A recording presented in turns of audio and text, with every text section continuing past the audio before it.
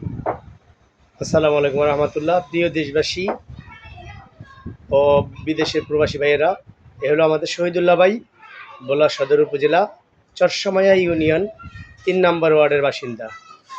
উনি বিগত ১ থেকে ১.৫ বছরের মতো প্যারালাইসডে ভুগছিলেন।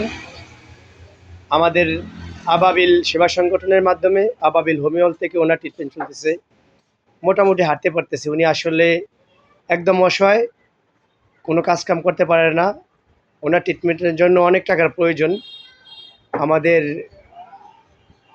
হোমিওপ্যাথিকে যতটুকু ছিল, আয়াত্তে যতটুকু ছিল, আমরা ওরা ট্রিটমেন্ট করেছি। আরও উন্নত চিকিৎসার দরকার। আপনারা যে যেখান থেকে পারেন ওনার জন্য একটু সহযোগিতার হাত বাড়িয়ে দিলে উনি একটু উপকৃত হবে। সকলের কাছে দরখাস্ত, ওনার ট্রিটমেন্টের জন্য আপনাদের পক্ষ থেকে যে যতটুকু পারেন সাহায্য সহযোগিতার চেষ্টা করবেন।